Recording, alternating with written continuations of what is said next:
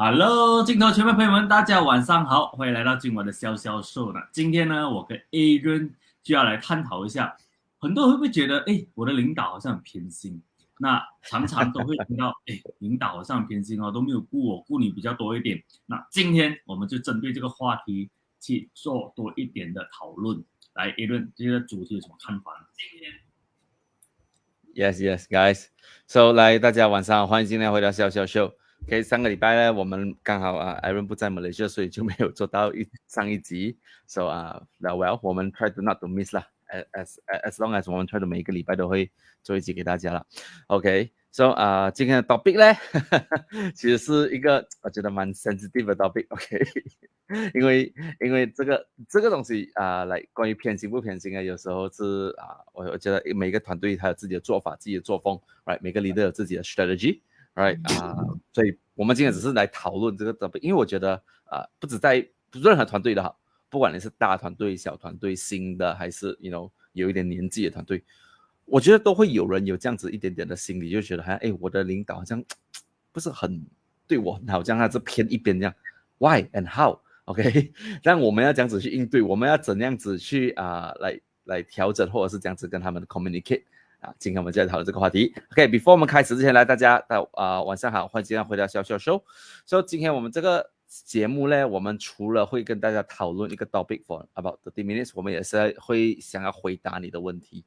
OK， 所以等下呢，如果你们有问题想要问我们 anything about，所以今天是关于 leadership 啦，关于团队的问题，或者关于 sales marketing，right， 都可以在视频这里 comment SSS， 或者去我们的 website 小小 show.com。问我们问题，你今天也是可以 download 到这本ebook， 有问题的朋友都可以 download 到这本新书。这本新书是 about 如何让你 as an agent 如何更成长啦，right？如果你有 miss 掉我们之前每一集的小小秀，其实你今天去我们的 website 问我问题的话，你可以 download 到我们之前的每一本 ebook， 这些都是一些 summary of 之前我们所讲过的每一个 topic 啦。OK，so 话不多说 ，I think we can get right into it。讲到领导偏心这东西呢，这样我可以先跟大家分享一下，其实我自己以前我 experience 的 scenario 了。你看我们讲每次今天进来这个行业很多新人呢，第一个东西 expect 的哈，OK， 我不知道以前人家团队是这样子办，在我的团队里面，其实呢，很多新人的 expectation 是 OK， 今天我们进来呢，leader 会 supply 我们right？ 有些团队的做法不是这样，有些团队的做法是这样子的。这样今天呢，进来到这个团队了，这样有些新人呢就拿不到新力，他拿到的是 recycle 力，这样自然呢他们会觉得，怎么我的领导好像没有对我好，这样给我做比较难的东西，没有要给我比较容易的路走。其实我觉得呢，这东西呢是站在不同的角度看东西的。First of all， 我觉得communication from leader to agent 也是很重要了。今天当大家刚开始合作的时候，我觉得第一个东西一定是先 set 好 expectation 嘛，好像 Aaron 每次讲 communication expectation 和 commitment，right？ 所以今天呢，before 我们要求任何东西，我觉得先跟领导调整 ，OK， 我对你的 expectation， 我和今天我对你的 commitment 是怎样子，是多高，然后才能决定今天他们会这样子跟你配合嘛。所以 instead of 我们很单方面想，怎么我一直没有拿到新力的，人家一直拿新力的，然后我一直是拿 recycle 力的，倒不如我觉得今天你先去想想看，其实这个是不是领导他特地做给你跟 plan 给你的过程。我跟你讲，其实在领导角度想，其实就是今天呢，instead of 我给你一个来很多的心力，把我给你 recycle 力呢，是给你 practice 的机会。因为不要忘记哦，今天你还行，你今天进来，你的 skill 可能还没有到很顶的 level， 所以就算是我给你新的力，分分钟你也没有办法约出来。所以倒不如今天我给你 recycle 不是那种like cold call， 不是那种几年的力 ，maybe like last month maybe 2 months 3 months ago， 来给你先去有更大量的机会去跟 customer 沟通，这样子你练习多了，这样是不是会更加能够让你约到 customer 出来？所以我觉得这个是一个观点的。OK， 这个 theory 其实我们讲过了，把我们讲回来，这个事情的发生，其实曾经我也是有人 feedback 给我，我本身以前也是那个 feedback 这个东西的人来的。right， 这个就是其实我觉得是站在两个角度不同的观点看东西啊。，Right？Aaron 怎样看这个东西？我个人觉得呢，是好像讲在领导角度呢，手心也是肉，手背也是肉，通常都会有这种情况发生的时候呢，在很逼不得已之下要去做选择。为什么呢？如果可以公平的，大家都拿心力，谁不要？重点是当心力来到 limit 的时候，只能把它用在或者是把它分配在最能发挥到最大的效益的地方。那往往当然我们是做过很多实验。不，坦白讲，Aaron 我以前也是做过一个实验，就是说心力只给新人，没有 SB 的人，然后过后你再发现到，哎，心力你再给 SB 的人，然后再给新人去做 recycle， 那个 chemical 那个出来的结果跟成绩真是不同的。然后当然那个时候是讲 project list， 然后慢慢我们在做 leader 的时候呢，很多人你们有没有新 recruitment 啊？我想要新 recruitment 啊之类的，然后很多人都会来跟我们讲这个东西，然后后面你会发现到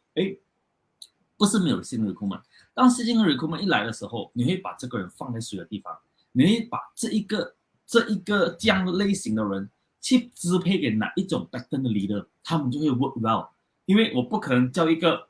很 pro 英文的 agent 去找一个非常 pro 华的 leader， 两个坐在一起，然后希望他们可以 communicate 得很好。往往可能很多 training 他都不想去，为什么？每个 training 去我都听不懂，我去了 training。我希望 training 是英文的，但是你给 training 是华语的，所以这些东西都会考虑在范围内。不过一个东西呢，我想要非常强调的一个东西就是我们都希望得到领导给到最好的，往往当领导支配最好的资源下去的时候他也是会想要得到最好的 return on 这一个东西 ，being 那个 buyer list 或者是 agent as a list。为什么我这样讲？因为他们会去做衡量，到底谁会是，但是讲 leader 来讲，谁会去带好这个人，谁会去用心付出带好这个人，谁会去给他们很多关怀、很多 training， 让他可以成为一个 newbie 到 agent， 可以 close case agent， 到成为 maybe top performer。相对来讲，那个 buyer 可能我给这个 buyer 给他，他没有买不用紧，但是这个 agent 可能在3个月后、4个月后还有本事 close 这个 buyer， 这样的 agent 你会想给他 list 吗？坦白讲，一定会想给他 list。然后另外一种 agent 就是OK 我的 list OK 啊 call 完了，他跟你讲你的 call 完了咯，然后这个 list 就这样放掉了，就在那边了，睡觉了。然后3个月后、半年后、1年后也没有了。如果今天你是那个 leader 要给 list 去了，你会给 A， 就是他一直去 follow up， 不断 follow up， 3个月后、4个月后可能会买，或者是给 B， 他就是当下 call 那一次，然后就不见了，就没有了，就不会管这 list。你会给哪一个 agent？我相信答案都很简单，对吗？Eden。所以像刚刚我一开始就跟大家讲的东西，就是今天来 as a 新人，或者是其实 at any point in time 都可以有这个 session 跟你的 leader 了，就是 expectation 跟 commitment。像今天如果你跟你的 leader set 好一个 OK， 我们2个人的 expectation 是什么？我 expect 你做什么，你 expect 我做什么。等下一个就是 commitment 咯，你有没有真正去做咯？像刚才 Aaron 讲的东西，其实也是另外一个在很多团队都会人家觉得不公平或者觉得 leader 偏心的地方，就是我们除了讲 lead 的 quality， 就是新 lead 还是绝对就是 lead 的量多还是少这个就我觉得很多人公平角度想这样今天我们讲公平就是不要偏心的话每个人拿一个咯，对不对？把今天站在一个 lead supplier 你的 leader 也是一个 lead supplier， 他也是在丢着钱，也是在烧着 marketing fund， 所以这个东西他要这样子去有最好的 ROI。Of course， 一开始他会先 equally distribute， 把过后呢，他会发现，哪一边那个人是真正可以在做到东西，而且他 show 到那个 commitment他真的是有在做东西，而且紧紧的在 follow up 着的。这你觉得我们不会更想要帮这种人吗？所以你看在团队里面呢，一定会有很多人会要求东西吧。这个你要求东西的时候你有没有相对的给回一个相等的那个工作量跟 effort， 甚至我们讲白一点result， right？ 有没有？我们讲 result 未必是关 case， 未必是真正你赚钱。你们能不能把那个 lead 真正约到出来？然后给你的leader 有一个交代，讲说 OK， 这个真的是约得出来，只是现在他还没有决定，或者是他还在 survey， 还是 whatever， 总之就是你有在做这东西，把人家约出来了。Right， 我觉得这些都是很重要的东西。所以Aaron， 我想要 show 一张照片你帮我这里 remove 掉这个东西一下。我 share 一个东西给大家看一下，这个这张图片呢，我相信大家也是可能会有看过啦，这图片 ，right？ 那 Aaron 你可以看一下这个有吗？看到吗？然后因为我现在学着这个，yes， 我相信大家看过这图片啊，对不对？来，我看左边的图先啊，左边的图啊，这里啊，左边的图，通常人家 expect 就是这样 ，OK， 今天不管我是高矮肥瘦，你给我一样的 resources 就可以了。把你看啊，如果你真正看的话啦，来最高那个你给他这东西哦，对他来讲是没有帮助，对吧 ？Right， 中间这个 yes 刚刚好，下面这个你给了他同样的 resources， 他还是看不到。我在右手边啊，你看啊，我们 reallocate 资源的话啦，这样这3个人都可以同时 enjoy 这个球赛 ，right？ 所以你看啊，很多人哦看不开的东西就是今天呢，他要他的 leader 给他一锅，来这样子的资源。这样其实啊，今天呢，我觉得一个聪明跟一个会 planning 跟 strategy 的领导啦，他会想办法做这个出来的 ，right？ 因为真的是不同人需要不同的帮忙。像比如说今天呢，如果你本身还不能够Aaron 你可以关掉这个了 ，OK？ 如果今天呢，你还没有来能够帮人家把他的 lead convert 成 appointment convert 成 case 的话呢，这样可能 leader 给你的帮忙不是给你更多的 lead， 反而是给你 skill 上面的 training，right？ 同时一方面，这个我觉得是不同的帮忙。很多人会一直以为你不用紧，我的 skill 哦，你给我多 lead 然后我就可以去把那个customer 约出来了。那我们每次讲过的东西啊，今天呢，7 habits of highly effective people 听过这个吗？华语忘记是什么了。OK， 总之第7个就是 sharpening the saw，right？ 今天如果你要砍树啊，但是你的刀如果是钝的啦，你这样砍，你这样子用力都好了，树可能你都砍不到，把那个 slow down for a while 去磨刀嘛，对不对？其实跟在这里也是一样。对，我相信 hard work 是一定要有的。OK， 在这个市场上在这个行业你跑不掉，一定是 hard work。但是不要忘记一样东西，就是要 improve 你的 skill，right？ 很多时候呢，我们所做错一个东西是，我们一直在用错的方法 ，repeat 的做也不可能变对的。当我们讲 practice makes perfect，right？All these things right 是当你 practice with 对的方法，而不是错的方法。所以 instead 我们一直想 OK， 我们一直我的做法给 resources 给我团队就是给力这样分，right？这样那些人如果他真的是拿到力，他也没有办法把它约出来，这样你是不是应该想别的方法来让他的 skill 进步先？所以我觉得刚刚那张图哦，如果今天你看懂那张图你去知道 OK， 今天呢你的领导是不是偏心 ？OK， 这样当然有没有真的偏心领导？我觉得一定有，一定会有这样子的人。在我今天我觉得来 before 我们断定我们领导是不是偏心之前，我们要先想一下今天这个他是，所以我觉得 communication 很重要了。来，你要告诉他你需要什么样的帮忙，他呢也要看你有什么样的 commitment， 然后你当然也要 show 给他看你的 commitment， 这样你们的合作模式才可以更加进步吗？家人呀，不过我觉得呢，可能你有一丝的想法觉得你领导偏心。如果你这样想法呢，我建议你们要做一个东西，就是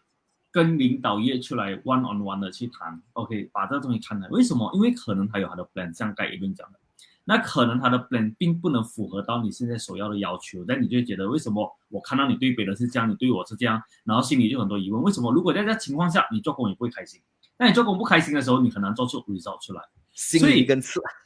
对，一个刺为什么这样？然后过一种永远领导所做的东西又开始看不顺眼。然后我个人觉得呢，as 一个 leader， 他要面对这么多人的时候呢 ，resources 就是 limited 的情况下，他肯定会有要去支配 resources 的时候，只是说当他支配这个 resources 的时候，当你有拿到那个 resources 的时候呢，他是以什么心态给你？他对你的 expectation 是什么？然后你跟他拿这个 resources expectation 是什么？你看如果今天我是那个被支配的那一个 resources 那个 agent 领导给我一个 resources 是我觉得不好的，因为他给别人更好。我拿到这个 resources 的时候，我心里会这样想，反正都不是很好啦 ，recycle 的嘛，我就不用这样认真哦。我不去认真 call 的话，1个星期后、2个星期后，领导问我，Aaron， 你 call 了没有？有没有 close up case， 或者是有没有 follow up， 或者甚至有没有 appointment 还在 call 着。你看我一句话这样讲完下一次领导要再重新分配 resources 的时候，还会想到我吗？哇，我给 Aaron 2个星期了，他还在 call 着，也没有报告一下，也没有 update 一下到底什么情况，然后过现在就不了了之。当他要给我第二批新的 resource 的时候，新的 list 的时候是吗？他可能会重新去评估我对这个的那一个 list 到底是怎么去处理，他会不会决定要不要给我新的 list。所以说，如果你在这情况下，我个人建议你去跟你的 leader 去聊聊天，就跟他讲，诶，我要知道为什么你会支配这种 recycle list 给我，看他怎么样跟你去沟通。为什么？如果是我个人觉得哦，像 Aaron 每次讲的 recycle list 往往并不最好的，最近我们派很多 recycle list 去，都该 close out case， 而且 recycle list 是很多 buyer 他当下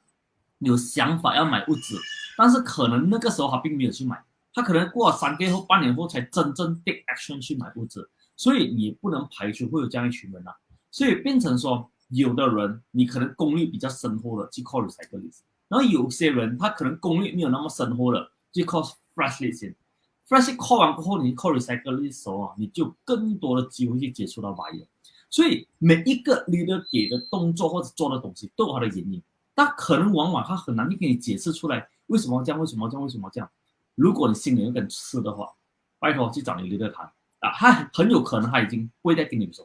为什么呢？因为可能还会觉得，之前我给过你这样多次，你的表现就是麻麻地咯，就没有看到那上进心，也没有给我看到你去珍惜这个例子，所以我觉得我再给你下去哦，很浪费。相对来讲，如果今天是 leader 的话，你 ask for more recruitment list from 你的 leader 的话，或者你更高级 leader 的话呢，你是要对这一群人付出，也要给你 leader 看在眼里，或者你可以甚至主动报告，你对这群人做了什么东西，你在做什么 training 啊，你不要只是讲哦，我在做东西，他都没有看到，他也没有人问我，然后他没有看到，他没有问你，你可以跟他讲嘛，对不对？叫你跟他讲话，你是个报告一个交代的话，我可以告诉你，你的 leader 会更有信心给你更多的例子，所以这东西都是很相对的东西 ，agree 吗？来，我看到我的老板又来这里给我 comment 写书了。哎，潇潇秀的书在写着，对吧？对，透露给大家听一下。Anyways， 讲到 recycle 这东西啊，其实啊，我想再秀的一个图片来，我要秀的一个图片，来啊，你在哪一天在哪里啊 ？OK， 这里你再关掉那个 ，Yes，there we go。这个是来像 Aaron 讲了，前几个礼拜呢，我们团队才不是前几个礼拜，前几天而已，才做的一个follow up 来的。大家看这行字啊，他写什么 comment？ 之前有人 call 过他了，自己有几件物资啊，应该不会看啊，听好啊 ，next week follow up。结果这种 comment 啊，应该不会看啊，就是这个 case，就是这个 client 刚刚买了物资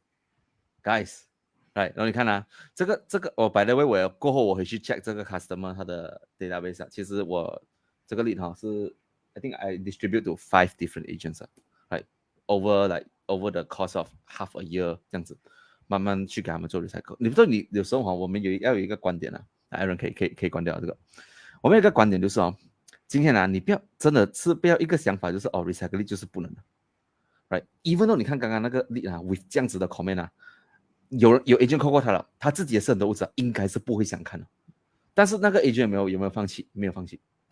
他写 next week follow up， 但是他真的有 follow up 了，因为真的他关 case 了，这个就是关 case 的那个 lead 来的，你知道吗？所以当我看到这个 comment 的时候，我是觉得这个 remark 的时候，我觉得很 surprise， 我想，喂，怎么会来我这个 lead 我 distribute 给这么多个 agent 啊，把3号就是这个关掉 case，right？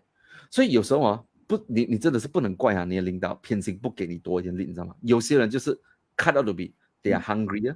right？ 他们就是有那个来真的是想做到所以对于这种even customer 讲应该是不会看，但是他有没有直接讲OK 了，放弃 move on？ 没有，他还是去 follow up， 等下他关掉 case。这样如果你问我这样的 agent 会不会给他更多力 ？Of course 会给他更多力。Because at the end of the day， right， 今天我看到的东西是那个 commitment，right？所以我觉得今天呢，来当我们要我们的领导给我们东西的时候啦，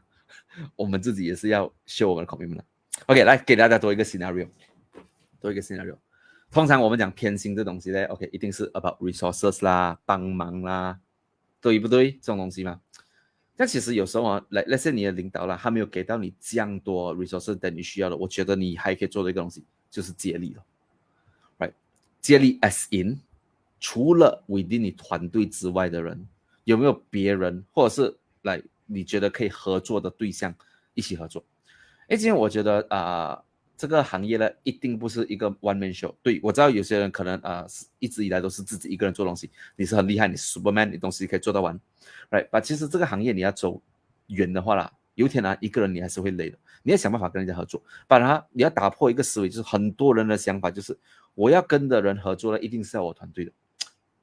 Come on，let's face it， 今天东西如果真的是你要全部东西都是 within 你团队的话，你就是在 limit 你自己的资源。其实 why not 看大一点点，来别人的团队，或者甚至不同公司的人，不然甚至就是有一些来 online 的 resources， 这样 education 可能你一直讲我领导他没有花时间来教我或 review 广告啦 blah blah blah whatever 啦 ，right？ 这样今天我觉得，与其我们一直等倒不如我们做比较 proactive 那个人，就是自己去找方法、找答案的那个人。那很多人可能这时候会讲 ，Aaron，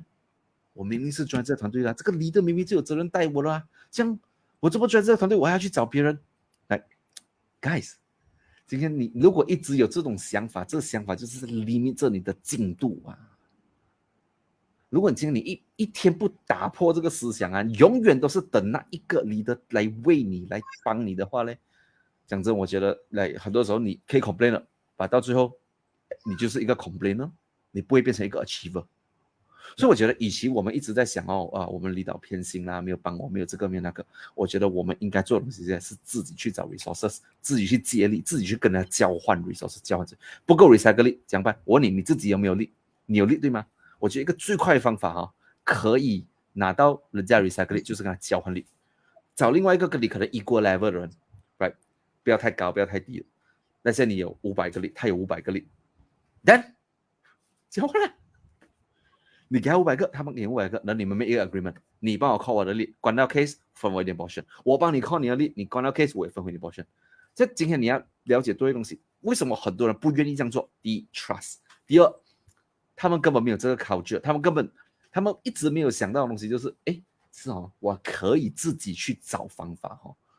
right？ 所以我觉得今天如果你今天听了这个 live video， 给到你一个观点 ，I think you can start doing tomorrow。如果真的现在这个时代来，我知道打广告已经是到一个很难easily 看到 ROI， 就是你要有 skill right 的时代了。所以我觉得，与其你一直花更多钱，都只是一直为了拿更多的来 lead 之外呢，我觉得一个方法就是跟别人换 lead 啦。By the way， 我 encourage 我团队这样子，他们很多人都在这样子做了 ，because they think at the end of the day， 一个人的力量很难在这个行业生存久更长远了。对啊。我个人觉得，我其实蛮常教我的 agent， 如果你有 list 的时候呢，你最快的方法、最快的做法就是你去找那些很多 list 的人 offer 他，你帮他 call 他的 recycle list， 因为他可能他 recycle list 下面躺着睡觉没有在用，然后他今天讲OK， 你反正你 call， 然后到时候就算可以再分我一点 ，why not， just 有一个100个、200个你 call。如果你在当中可以 close 一个 case 的话，我告诉你，他有什么一个想到你，所以。往往你要想的一个东西就是你能怎么样去帮人家增值，能怎样帮人家去给 value 给人家，这个时候你就很多机会去跟人家合作。当你发挥你的长处，给人家带来就是好的 result 的时候，每一个人都很愿意去帮助你，用他的 resources 去帮你。当然帮久了之后，你自己 resources 的时候，你也是可以同样去帮人家。所以不要只是看到你自己有什么，你的领导给你什么，你偶尔看一看你的周围的东西，你能跟谁去合作，你能做什么东西，你不要。其实讲真的，如果是今天你看到人就给他 complain 你的 leader 就好咯，我的 leader 看到都是给你看，给 Lisa 给这个给你，我都没有。说真的，你讲那东西没有帮助的，然后他也很难去帮你，对吗？而且久而久之，你信我吧，也不大想要跟你讲话，因为你会给很多负面。对，如果世界上世界上只有2种人会听你 complain 的，就是跟你一样也喜欢 complain 的人，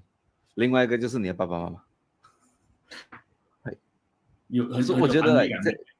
等下再没，Aaron 自己讲 ，sorry 看你。对，没有。如果是讲到今天你看你坐在桌子上，你一个人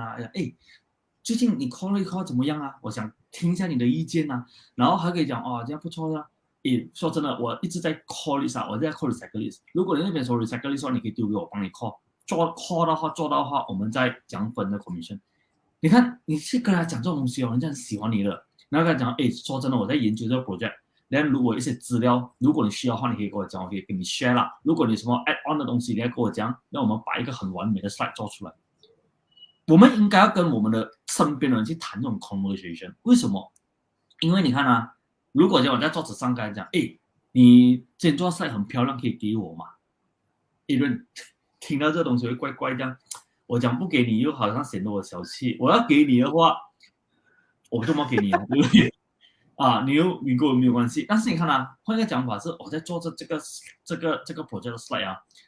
我不懂，因为我看到你是 focus 的 project， 你能不能给我意见？然后你给了我意见，我 add on 进去的话，我可以跟你 share 我的 slide。你这样做这个动作，你做1、2次、3次过后了，有一天你看到 slide 很美了，你现在该要求了，我跟你讲，还能给你。所以尤其是在我们的行业里面，你身边的同事，你会用的话，他就是 resources； 你不会用的话，他就是 competitor。但是我可以告诉你，每一个人一看到你，就是把你断定 competitor。每一个人看到你，一定是 hello 还开始的嘛，对不对？然后是你怎么样去跟人家接触、跟相处之后呢，慢慢他们就会可以成为你最好的 resources 的那一旁人，帮助你成功的那一批人。OK， 给你很多资源的那一批人，只要你愿意为他们去付出，然后 就是 integrity， 然后你的 passion into work， 给他们看到的话，我会告诉你，除了你领导想帮你，你身边的这一群人跟你没有关系的人都很想要帮你成功。我觉得你是做对的东西。Yes， 所以像我们讲其实对 customer 也好，你要做 online branding 什么东西都好了，往往我们都讲一个东西先给嘛，对不对？像刚才 Aaron 给你那个 example 呢，就是 first of all like everything think about 你可以 contribute 什么给人先 ，before 你去跟人家要东西 ，right？ 因为只有这样子呢，我觉得才是一个最好的一个我讲 human 的那个 hack 来的你先给像我刚才讲交换力这个东西也是一样的嘛。为什么很多人不愿意给你 recycle 力，或者很多人为什么不愿意去跟人家讨 recycle 力？因为他们会觉得排泄。第二，他们觉得人家不相信他，他也不相信人。所以有什么方法可以给你最容易去得到人家信任呢？你先相信人，你先给他你的信任 offer 他。我看我们也是在这行做一段时间了嘛，不然这样啦，我给你一些力你可以帮忙做 recycle call， 然后你也可以给我一些力，我帮你做回 recycle call， 像我们两个都有东西做，都有 activity 嘛，right？ 这样这个东西是你先给人的话呢，这样人家就比较容易相信你 ，because 你不是跟他拿东西先嘛。OK， 这个是 side track 啦，讲 about 去跟人家合作啦。讲回来，今天呢，我觉得 instead of 我们一直 complain 我们的团队、我们的领导可能对比较偏心 in a way 啦。这样今天难道你就是一直要 complain 了过后来等他改变，还是等他给你资源，你才能够成功吗？ I don't think so。我觉得你应该去 proactive 去找东西，而且多样东西人领导也是人的，他能够上到领导的 level， 代表他其实他的心理素质、他的 background、他的知识也是不差的。如果今天他看到你本身呢 ，instead of 一直去 complain， 你是自己能够自动自发去找solution， 跟别人合作人这个 action 他会不会看得到？我觉得他看到了，他看到了过后他会不会有一种想法？哇！这个人我没有给到他这样多的resources，他还会自己去找东西Maybe 我要去跟他了解，看一下有什么东西我可以更加帮他。为什么领导会有这样想法呢？简单，因为他已经知道你是一个可以找答案的人，这样他就会开始讲说 ，OK，maybe 我可以开始 allocate 一些更多 resources 给你。这样可能一开始我们认为的偏心呢，其实对他来讲呢，是他在像我刚才看完那张图，他觉得那 resources 给别人会更加好。给你的话，可能你还不能够 directly 帮到你。但如果你 show 给他看，你已经是成长了 ，mindset skill set 都已经成长了的话，我觉得他会更加 ready 想帮你对吧？所以我觉得今天呢，这种东西是很，我觉得是人要 dealing with human，right？ 所以没有人会喜欢被人家责怪，没有人会喜欢被人家骂 ，right？所以如果你去跟你的领导，你跟他 challenge， 我觉得很偏心，你没有帮我啊，你讲的话呢，领导会讲什么心理 ？versus 如果你 show 给他看，不用紧，今天我知道你没有给我这样的 resources，是因为我的什么什么不足，不用紧，我去 I'll fix all these things。但你真的是做出 result 的时候，你不觉得他会想帮你吗？我觉得这个是 all about communication, expectation， 还有最后commitment 啊。Right, so I think we are going into Q&A。before 我们进去之前，可能 Aaron 还有点东西要补充再次提醒大家，来 guys， 如果今天你们有东西问题想问我们的话呢，视频这里 comment SSS，OK， 去我们的 website 笑笑show.com 问我们问题，你今天可以 download 到这本新书，这本新书是 about agent 成长的导航啦。OK， 这样当然你也可以 download 到我们之前的全部的 ebook， 来其中包括 marketing 啦、sales 啦、calling、follow up 啦、leadership 啦都有。我觉得这些都，如果你是在这个行业，可能你刚刚加入，或者是你有意识想要 improve 的话，我觉得这些书本跟我们之前的 video 都可以帮助到大家了。那今天我们想要做回答你的问题，视频这里 comment SSS 去我们的 website 啦。OK， 来 Aaron，before 我们进入 Q&A 有什么东西想补充吗？好，我更觉得呢，尤其是面对领导跟 agent 之间的问题的话呢，那或者可能你有你的想法，你的想法往往可能跟你领导想法是完全不一样的。那这个时候，我觉得最好的是打一个电话给领导，也出来谈一谈，或者是 over the Zoom 就谈一谈。你可以跟他讲一讲你的想法跟看法。最重要的是，当你要接这个电话的时候，你要想想你自己能做的东西是什么，你可以给出去 commitment 是什么，而不要只是意义的 ask， 不要意义着只是拿东西。因为往往看到电话打一个领导，想要给你拿更多的例子。当然，你领导有时也是难做人，他讲不给你也不能，给你也不能，那应该怎么办？你应该就是跟他讲说，领导，我最近在做很多 calling，OK， 然后可以看一下我 result。那在这个时候，我希望你可以 support 我一些 list，OK， 然后这些 list 呢，我可以告诉你，我每一个 list 给你一个 report， so that 你可以安心的给我，然后你可以知道的，你给我的 result 是不会浪费掉的。然后你不要也好像说很理所当然给你，你要跟领导沟通的就是你可以为他做什么东西。你可以给个 commitment 是什么，然后你的 follow 是什么，你可以给的 report 是什么，让他觉得，你的这个人我信得过，我信你这一次，我给你这个 list。你第一次的机会拿到之后呢，如果你做得好的话，你第二次还要这样问吗？不用啊，我都没掉，你 list 够吗？不够啊，我这还有200个，你要不要去？所以有的时候很多东西是沟通可以解决，好过你一直在想为什么他没有管我啊？为什么他给别人最好，给我是最不好的啊？你想了半年之后，可以告诉你。你的这个 so-called 的 career path 都不会走到很顺，一个电话解决了它，接下来的日子你就走很轻松。为什么你不会 call 一个电话把它给沟通好？永远记得你可以 commit 什么东西，你愿意 commit 什么东西，在 commit 过后呢，才去跟人家拿东西，这是最好的方案。好 Yep. OK， 谢谢大家的问题。I think we want to go into Q&A. Yes. I think question 1, guys. 我有一个 question 先，我们先有几个，其实蛮多 question。如何带领好团队？团队一直讲要做，但是没有来 training 和 meeting。OK， 我先给明我观点啦。没有来 training 跟 meeting 呢，我觉得 first of all 你要先反省一个东西。我们先不要怪团队，我们先问自己看，今天我们讲 meeting 的 topic 跟 training 的 topic 是不是你的团队需要的 ？OK， 为什么我这样讲呢？我不是在责怪你啊，这位朋友，我的观点永远都是这样。今天呢，如果你的 meeting 跟 training 没有人来啦，然后呢，OK of course， 我 first of all 我先讲的是他们知道这东西，他们也 aware 了有 meeting 啦，不要讲那种临时做 meeting 啦 ，OK， 这种就不要特别去讲。我永远都会反思一个东西，就是今天他们不要来嘞，是不是因为今天这个 training 他们觉得不 relevant？ 我觉得这样的东西其实你要先想先，因为今天如果他们觉得他们来这里学不到东西的话，他们为了收敛而来的话啦，这有些人会选择直接不要来的 然后一样东西，我觉得今天呢，他们有没有来 meeting 跟他讲要做，我觉得没有直接的关系啦 ，OK， 因为到最后来 training 跟 meeting 呢，of course， 他们来你可以跟他们教他们东西，可能真正 execution 的时候呢，是不是 meeting 的时候，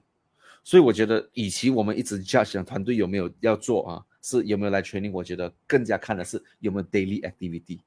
所以我觉得可能现在我不知道你团队多大，如果你团队不是很大的话，我觉得应该要做的是应该是 weekly 跟他的one on one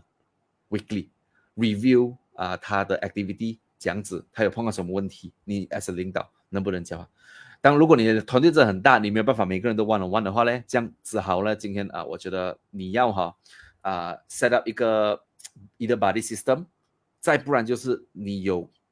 层次的带领，就是不要太阳线一个人对you跟每一个人，我觉得你要 build 的就是来团队有一些比较资深的领导，给他们去带一些新人，但由他们来帮你做这些 communication 如果你团队大的话了，如果你团队还小，我觉得如果你 commit 得到一个礼拜，你跟他们做一次 follow up， 我觉得更好。Instead of 我们讲说他们没有来 training 或者 meeting， 他们就是没有在做，倒不如我们看他们 activity 有没有在做。如果他们真的 activity 有在做，但是没有来 training meeting， then 你 as a leader 你也是要知道，其实怎么那些 training 你们没有来啊？因为你不要问in a 责怪的你不要用责怪的角度去问他们，你知道吗？你要用比较 curious， 你想要得到 feedback， 所以你可以进步。但其实是这样子的，你如果可以一直了解到你的 agent 呢，他们想要学什么东西， then 你就把他们要学的东西放在你 meeting think about it， 他们会不要来吗？他们一定来的吗？ Right Aaron 讲看。Right Adrian Yes work backward always work backward。 Yeah， 我觉得 work backward 意思是说你把人家想要的东西给人家，这样他就自然来。如果你只是意味着你把你想讲的东西希望他来听，他可能就像演唱会这样，他想来就来，他不想来就不来。所以you know， 尤其在 training 里面呢，永远跟你的 team 去 communicate， 把他的问题当 training 的 topic， 把你的 team 面对的问题当 training 的 topic， 你就会吸引到一群的观众过来。然后自己的话，我要让那一些没有来我 training 的人，因为今天 training 非常好，他们没有来而感到后悔。如果你每一次 training 都这样去做的话，我跟你讲，你的 training 迟早有一天一定会爆满。如果你的想法是因为要 training 而去做 training， 你今天再多的人来 training， 迟早一天都没有人来。刚刚少讲一个东西，就是当你在跟他们做 review 的时候，他们给你的问题啦，如果你可以当下解决，你就解决；如果你不能当下解决，等你就跟他讲了 ，OK， 这个很好，这个 topic 我觉得我需要时间准备，我下个 training 跟 meeting 我一定会讲这个 topic， 所以你来了，而且叫别人来，而且 by the way， 他面对的问题，你觉得别人也会面对吗 ？I think 都会有人面对到，所以就会变成一个很好的 topic 了 ，right？ OK， 希望可以帮助到你。Always reverse engineer 啦。下一个问题，领导负责带领新人，怎样兼顾自己的业绩？来，还有人先给你回答了这个问题，我会告诉你。我个人觉得，其实它本身就是会有一个 connection 在里面。如果你一直我跟你讲，最近我有在做一 coaching 我会跟那个 leader 讲的是，你不要只是意着把所有的东西丢给你的新人去做，你这样做的话，他会累，你自己也累，因为你把所有东西都想要教完给他，好像把一个 pen drive， 把一个东西导入一个新的 pen drive， 这样是不两位。你要有一个 program， 让那个新人知道他现在在什么阶段，他 expect 是什么，然后接下来什么阶段他 expect 什么，然后接下来是什么阶段他 expect 什么，然后你在不同的阶段可以给予他什么。而不是把在很短时间内把所有东西丢给他 ，OK， 搞定了，我搞定了，我工作做完了啊，我才做我休息啊，你自己自生自灭，所以这个东西不行了，所以应该怎么做？我个人觉得呢，第一个东西你要陪着他，或者是鼓励他去做的是 calling。这样 ，as 你是领导的话，你必须自己要有足够的那个recycle 力去给他去做 calling。所以你看啊，是一个互补的。你要监督他做 calling 的同时，你可不可以做 calling？ 可以的嘛，因为是可以一起做的嘛，对不对？然后他做 calling 之后，你有没有 list 给他做？你有 recycle list 吗？所以这个动作是可以一起做的。当下他一 calling 就面对问题，他可以直接找你反去做 feedback。然后你有什么 idea 给他，直接当场跟他讲。但那个 effectiveness 是在那边。在他们要 appointment 过后，你可以跟他讲了，就是说，这 appointment 前面几个我可以帮你带先，或者就是我们 work out 一个 deal， 你有什么 appointment 先丢给我，你可以在我旁边看。然后过 after that， 我做了几次过后，你就开始要 take over 一些的东西。At least 你做 presentation， 我帮你做 closing，OK？ 或者是在没有 client 的情况下，可不可以做 ？At least 你的新闻可以有一个一个地方去，万一有一个 presentation 我可以去 handle。所以看啊，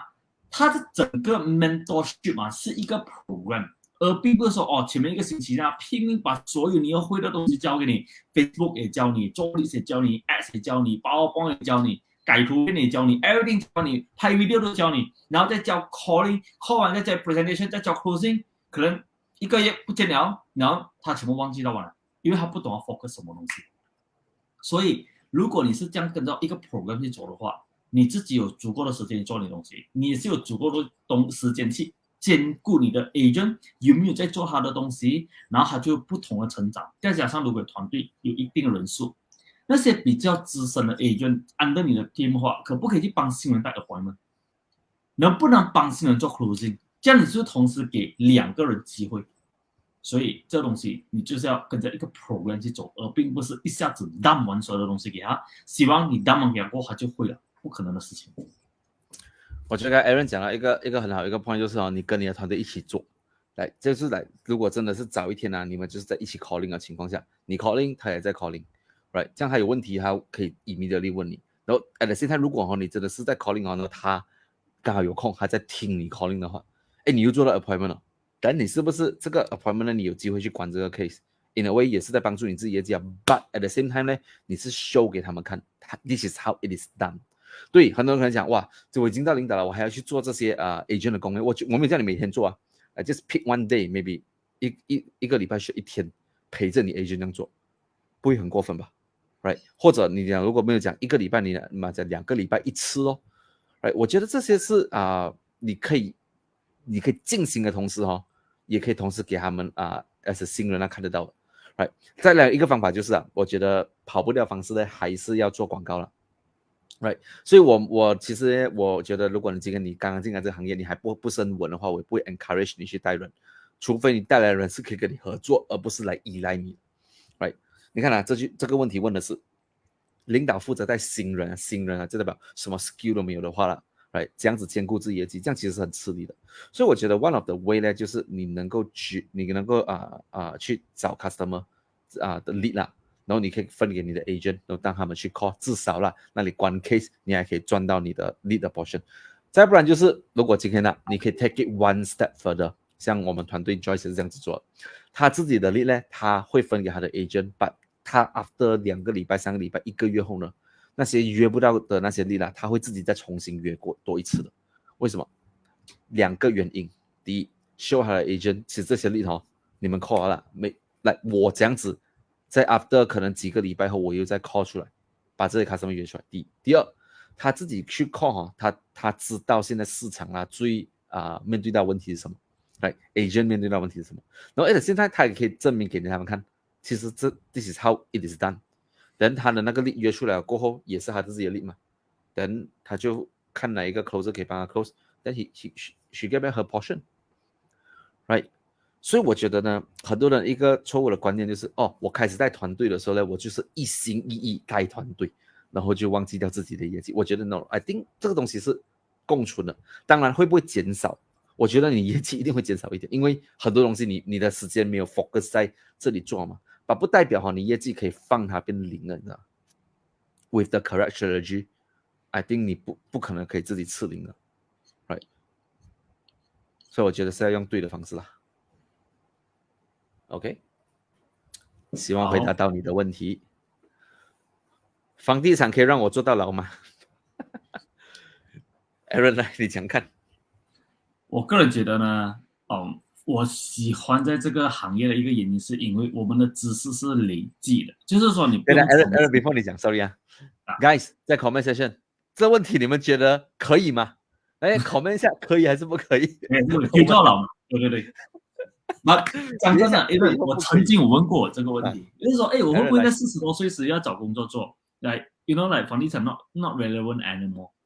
然后我给了我自己一个很好的答案。然后当我寻找到那个答案过后呢，我很有心去做这个行业。为什么呢？因为我发现到我会的东西是累积的，而并不是说我今年会明年要学新的东西，就好像你学新的 machine 的感觉新的 machine 出来你要去学好，然后新的 machine 出来你要去学好。所以你要 refresh 嘛，对不对？那房地产恰恰又不是的哦。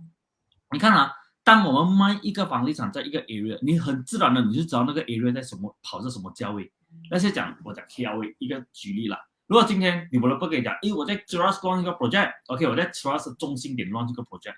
你自然而然就知道那边跑着多少 per square feet， 然后突然间同一个developer跟你讲，其实多2个月我会在 BJ Damansara launch 一个 project， 我跟你讲，你的头脑就像字典这样，在这个时候 BJ 走什么价位，Cheras 走什么价位 ，OK 走什么价位 ，Bukit 走什么价位，你全部懂了完。所以这些东西当你懂了走是吗？它是 give it to you 啊。Like unless 你真的是选择忘记它，要不然明年你又对这些地方很熟的时候是吗？你自然而然有什么 project 在那边你卖过的地方了，你再继续卖下去了，你是顺着你原有的知识再去增加一些新的知识，你就可以做生意啊。如果这个知识你累积了10年，相对来讲跟一个新人来讲，你的知识跟经验是跟他是肯定有 difference 的，只是说你的那团火有没有新人那么大。OK， 你的那个想要你的 willingness 会不会跟新人这样多？这是 depends。不过这个行业确实你可以做到，我不敢讲到老了，因为我也不到40岁嘛。但是你看啊，如果是有一天我只要退休，然后想要在这行业不要赚很多钱去 for commitment 吧，赚点钱 for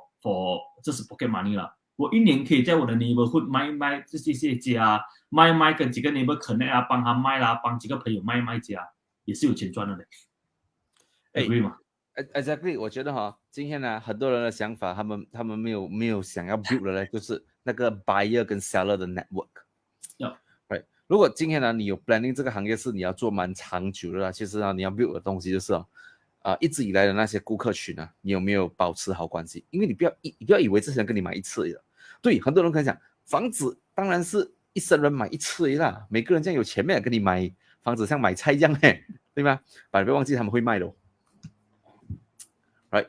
这样买卖房子房地产这个行业，对很多人 of course 像我这样，我们是 start off 做 project，but what is stopping you from doing subsale in the future？right， 如果真的有需要做的话，这个也是一个方式来给你去赚钱嘛。而且这种事你到时候你不是在卖这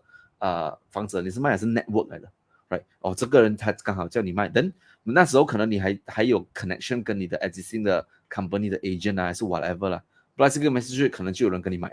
帮你卖出去and then that's how 说真的，因为我的 neighborhood 现在住 neighborhood 了，几乎都会有人挂牌卖屋子，you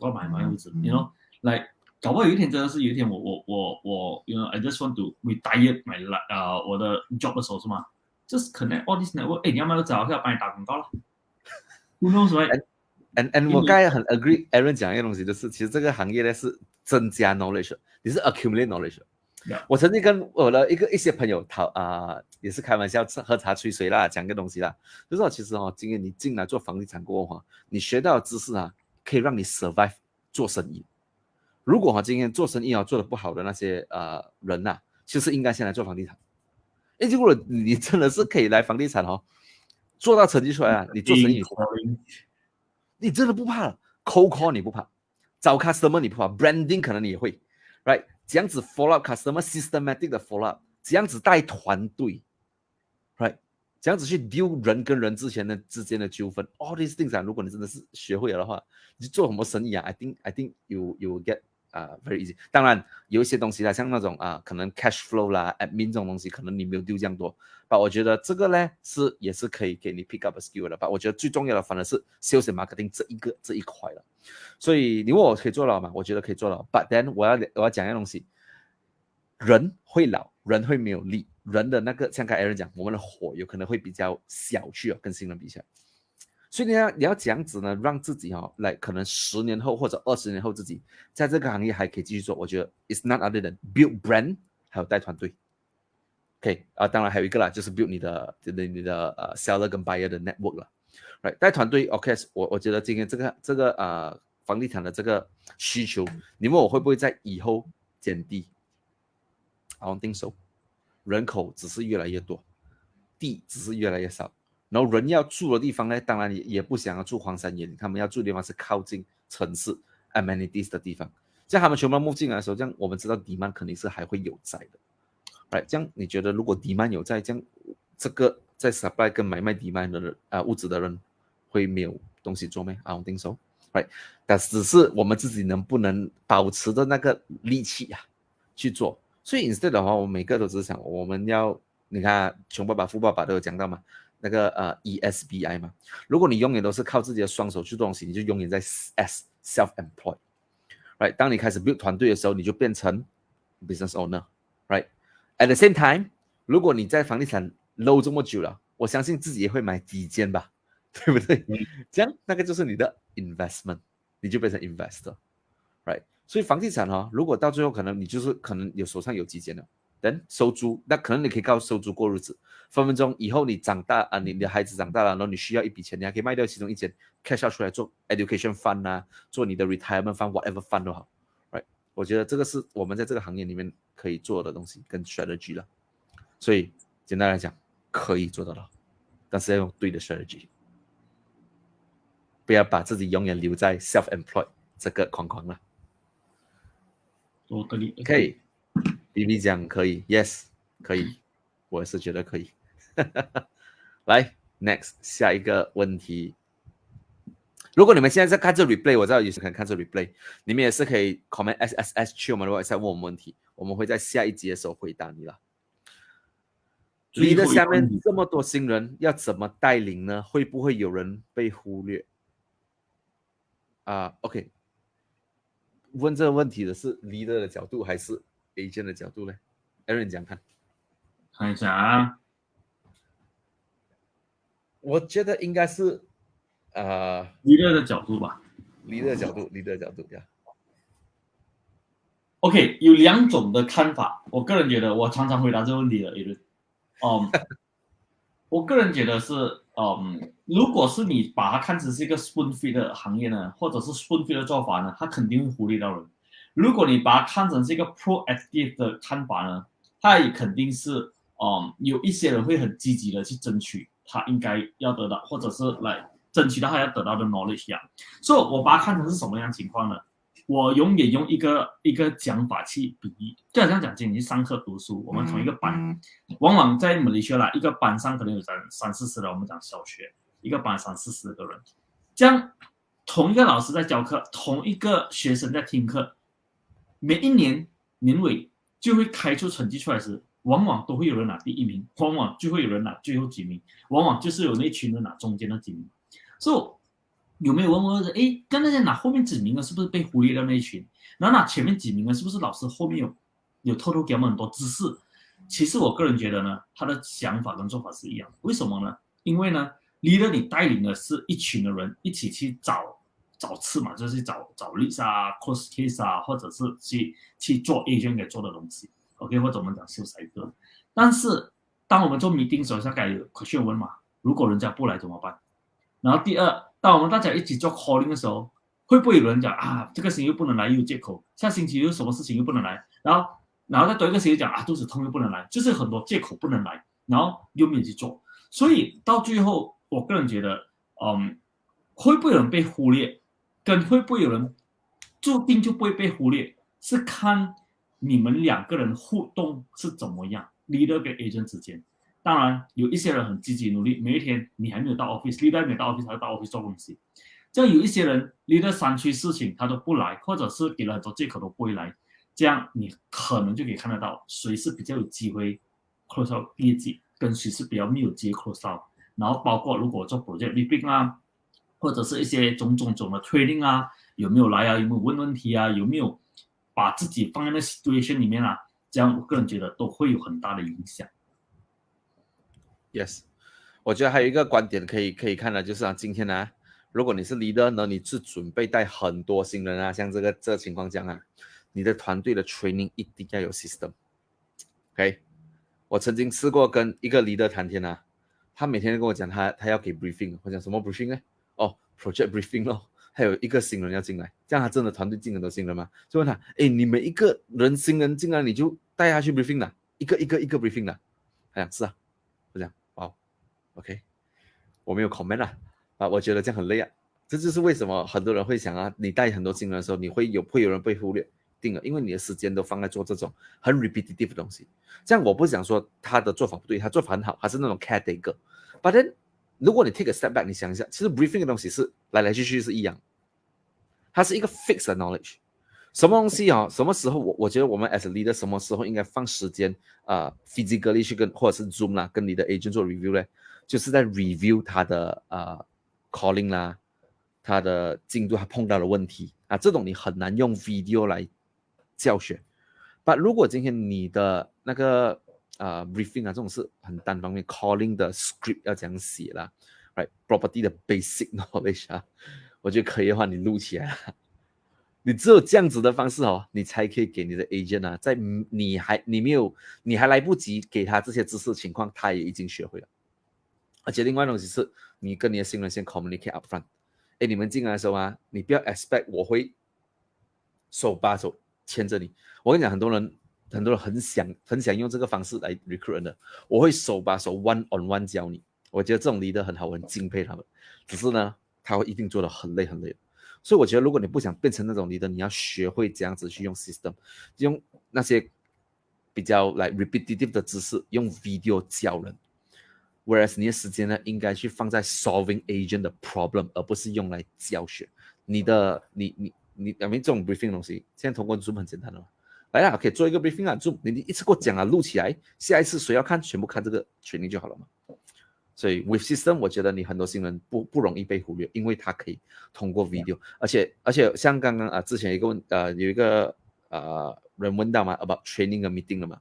这样我们也是要跟 agent communicate 啦。我们有 meeting 有 training， 你一定要来咯，因为今天我不可能每一天都去带着你。这样你今天呢有东西要问，有东西要学的，可能我一次过在 meeting 会讲，所以你 commit 来，这样你就会学东西了。Then you get that commitment again. Back to 我们之前讲的 expectation commitment。你要 expect 我给你这样的配合，我会 expect 你有这样子的 commitment， 能做到吗？ Yeah。所以 yes， 我觉得 communicate upfront 了。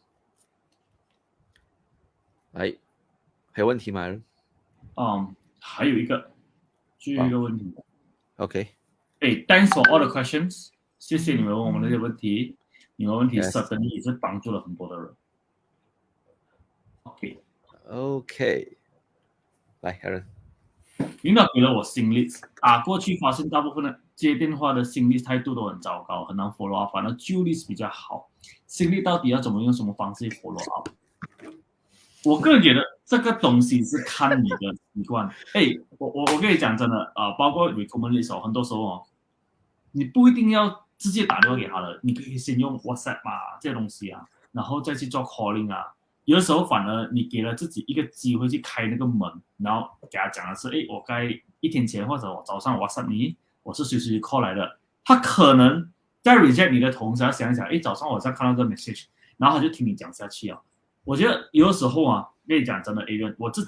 自己都是被用在这个情况下，我反而觉得有用。有些 banker 他真的 call 我，他真 before call 我，他真的是 text 我东西的，然后他就问我你有没有看到那 message， 然后我只要跟你分享一些新的 package。我真会听他讲了，因为他真的有send给我，我真有看到那 message。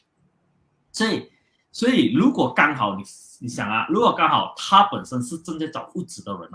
他不是你的 cold list， 他是你的 hot list 或者 warm list 你个人觉得这通电话听下去的机会是高还是低？如果是今天你一打电话去，可能你当下态度也不对，或者是他听电话的时间点不对，可能就没有机会了。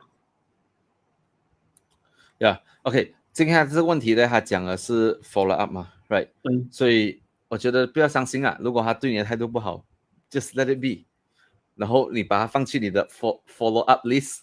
2个礼拜后再 follow up ，right？ 到时候你的心力就变旧力了嘛。当然我知道你今天问的问题是什么，就是哎呀，我拿到心力了，但是我 call 他的时候那些态度不好whatever 啦，那这样子办呢？我觉得像刚才 Aaron 讲的是一个方法了 ，right？ 另外一个东西，我们先了解你 customer 的心理。今天Facebook 我 assume 你是 Facebook 拿到你了 ，Facebook algorithm 是这样的。如果今天一个人呢，他去看了whatever property 广告，他点了或者他去看 video 也好，然后他 sign up 了你知道 Facebook 会怎样做吗？给他看更多的广告，因为他是 qualified 的 customer， 在 Facebook 的 algorithm 的角度，这样他看到第2个、第3个广告、第10个广告、第20个广告，他觉得这些也是不错，我反正是找物质嘛，我就 sign up 了，等这些 agent call 我了。这样我们 agent 有时我们也是很奇怪，我们的 lead 我们 call 了过后呢，我们会再给我们的 colleague 去 call 了。这样他上这些广告的时间点有可能是不一样，有可能是3个礼拜，有可能是前个礼拜，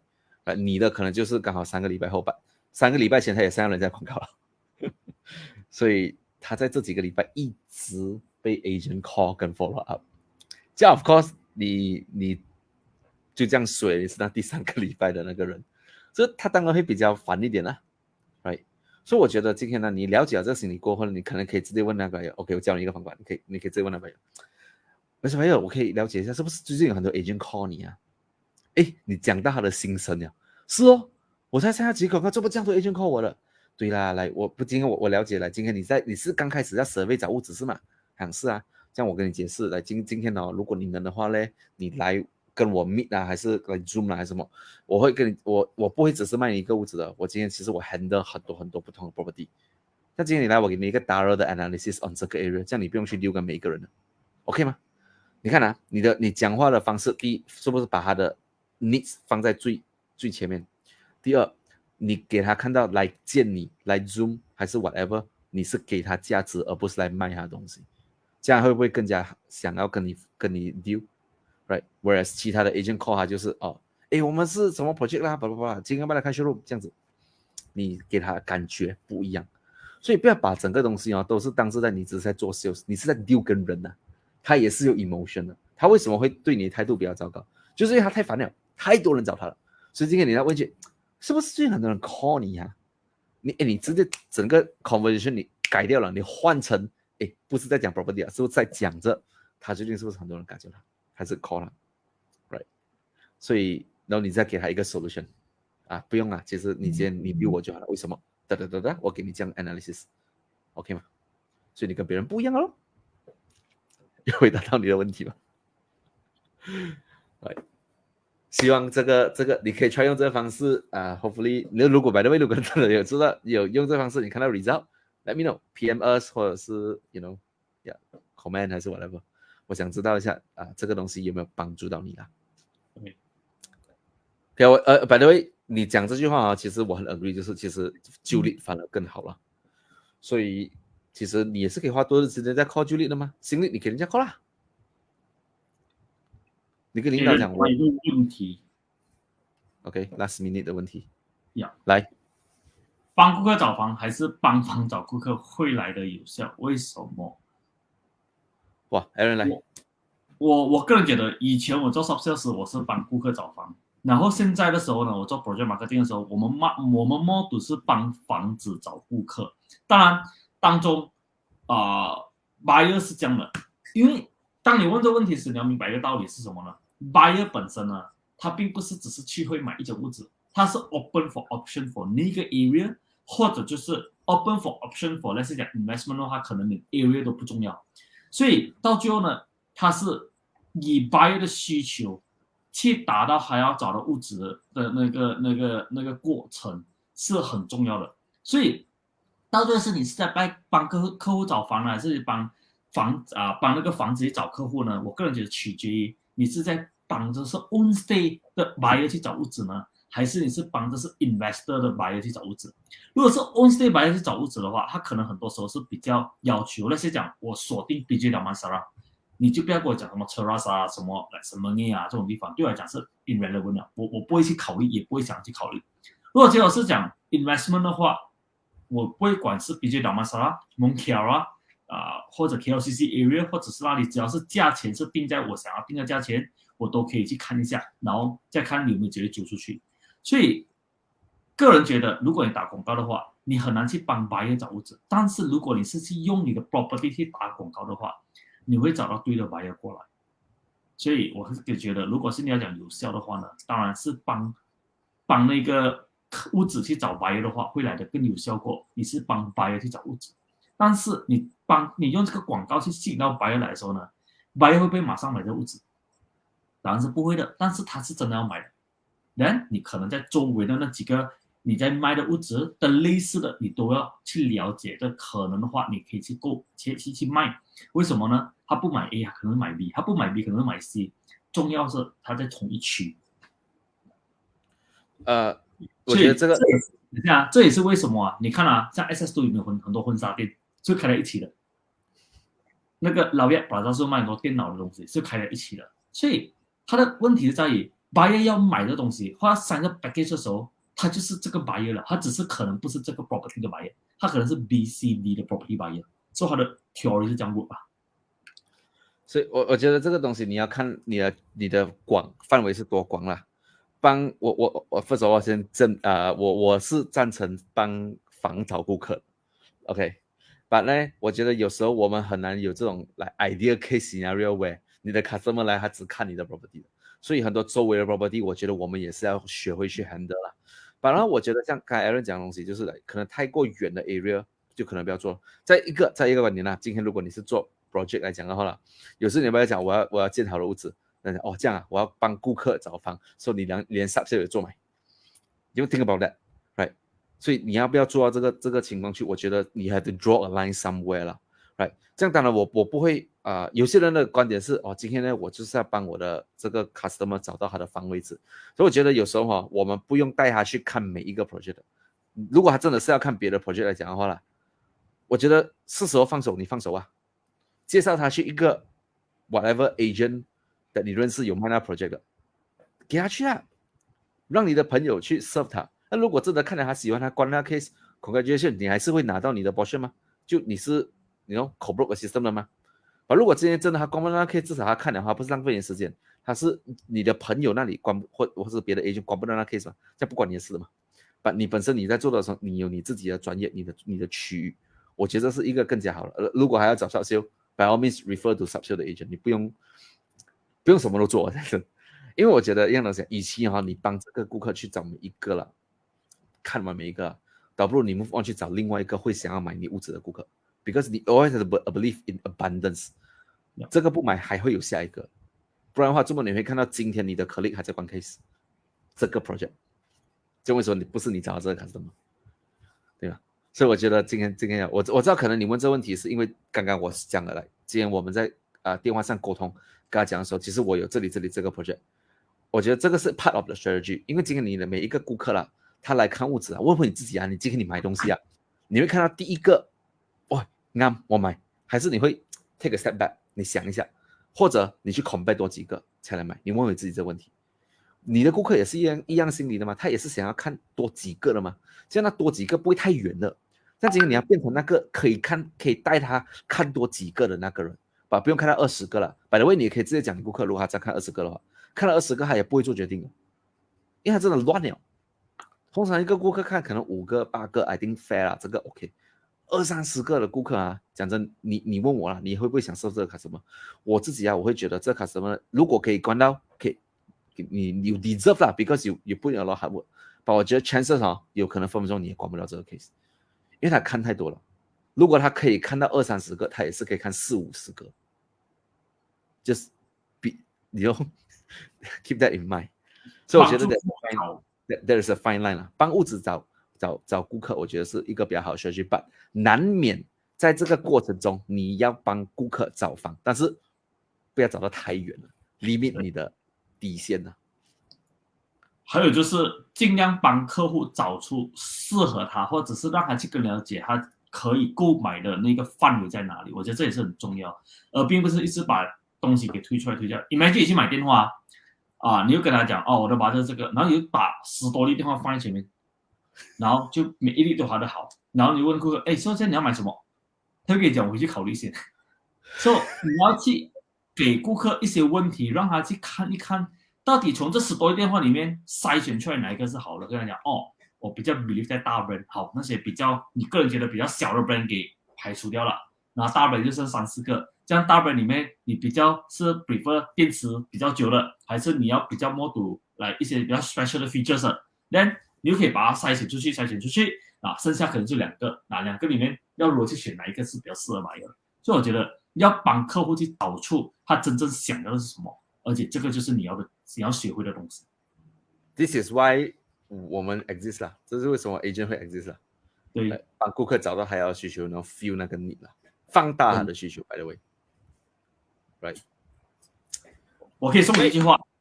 顧客想要的很多，他真正需要的就是那幾個，幫他在想要跟需要中間取一個平衡點，就是他願意給的價錢。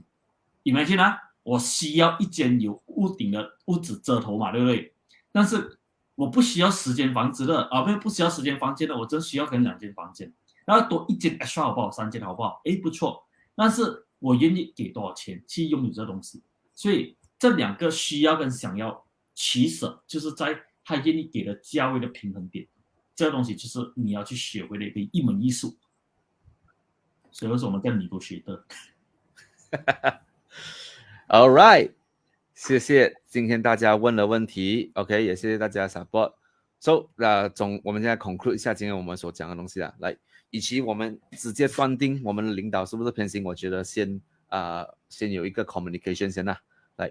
你有没有 show 到你的 commitment， 来让你的领导觉得 OK， 我给你这些 resources， 你是可以做到东西的，而不是他盲目一直的在给你。By the way， 如果你另外一个角度想啊，如果今天你一直做东西呢，你